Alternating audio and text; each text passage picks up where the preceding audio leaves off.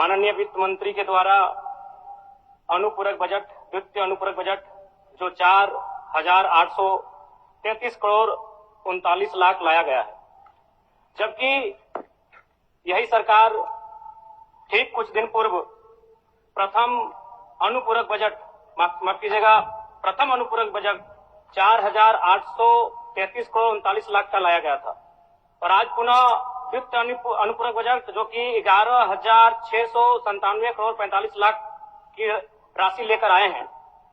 तो महोदय, जब पूर्व में हमारे पास जो निर्धारित राशि होती है और उन राशि को अगर हम खर्च नहीं कर पाते हैं तो फिर ऐसे बजट का एक दिशा का होना और राज्य की दिशा का अलग होना, कहीं ना कहीं चरितार्थ को हम लोग उदाहरण के रूप में प्रस्तुत करते हैं। महोदय, बजट की सार्थकता तभी आम व्यक्ति को समझ में आएगी जब एक गांव का सबसे गरीब व्यक्ति, गंगवा की पत्नी गंगिया, अपनी गठरी में बाजार के बजट को रख पाए। आज तमाम माननीयों ने, हमने भी सोचा था कि पक्ष की तरफ से विषय को रखा जाएगा, विपक्ष वाले तर्क को प्रस्तुत करेंगे और इसी बीच में एक नया नवेला युवा सीखने का कार्य करूंगा, लेकिन मैक्सिमम समय इन्होंने दिशाहीन मुद्दों पे रखा। तो मैं, चूंकि मैया सम्मान योजना मूल बिंदु रही, केंद्र बिंदु रही, किसी ने उसे सम्मान कहा, नारियों का सम्मान कहा, महिलाओं का सम्मान कहा, हम लोग भी महिलाओं के सम्मान के पक्षधर हैं। हमारे एक भाई कह रहे थे कि 2,500 रुपए की राशि जब एक स्कूल कॉलेज में पढ़ने वाली बहन को दिया जाएगा तो उससे वो स्कूल कॉलेज कागज, कॉपी, कलम की सामग्री लेगी।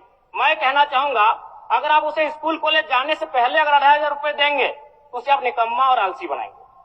यदि आपको उस राशि को देना है तो उसके स्कूल कॉलेज जाने के बाद दीजिए, स्कॉलरशिप के रूप में दीजिए। मैं आज पुनः कहूंगा, क्योंकि आप सत्ता पक्ष में हैं, आप संभवतः अपने इस विषय को बचाएंगे, आप अपना पक्ष रखेंगे कि आपने मैया सम्मान योजना एक महान कार्य किया है, लेकिन मैं फिर कहूंगा 18 साल, 25 साल, 30 साल की लड़कियों को जो आप फ्री में 2,500 रुपए दे रहे हैं, आप उनकी प्रतिभा को हनन कर रहे हैं, आप उनकी प्रतिभा को नकारात्मक दिशा में ले जाने कार्य कर रहे हैं। महोदय, मैं इसे आप स्कॉलरशिप का रूप दीजिए। आपको 2,500 रुपए देना है, स्कूल से पहले देंगे ना। मैं कह रहा हूं, मेरी भी सैकड़ों बहनें हैं गांव में, अगर आप स्कूल जाने से पहले 2,500 रुपए उनके हाथ में देंगे, उस पैसे को वह गलत कार्यों में, गलत नहीं कहेंगे, कुछ ऐसे कार्यों में खर्च करेंगी जो लुभावनी हो। स्कूल जाने के बाद, अटेंडेंस के बाद अगर आप देंगे स्कॉलरशिप के रूप में तो वो बहन स्कूल तक जाएगी। दूसरा सवाल और एक महत्वपूर्ण विषय महोदय, एक मिनट माननीय सदस्यगण, सभा की सहमति हो तो सदन की कार्रवाई समाप्त होने तक समय बढ़ाई जाए। बोलिए, अब समाप्त करिए, बोलिए।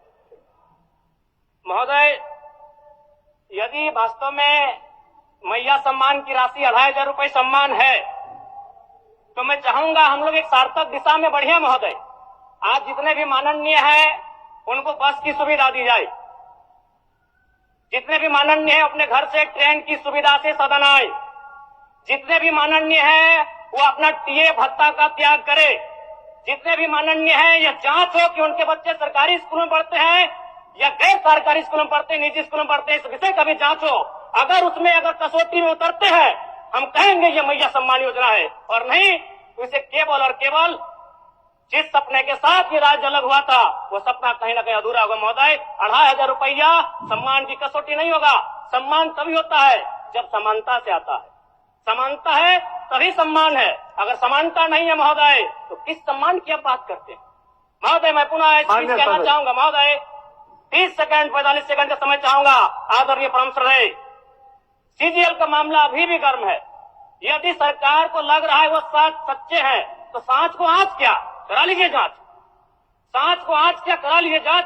और अब तब तक बहाना दीजिएगा कि ये विपक्ष की साजिश है।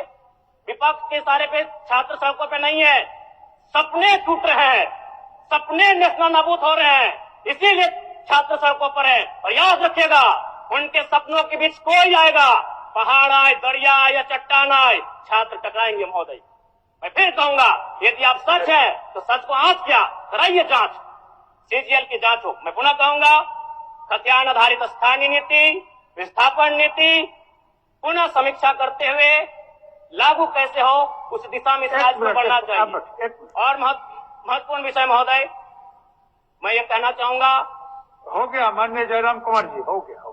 धन्यवाद महोदय। सरकार के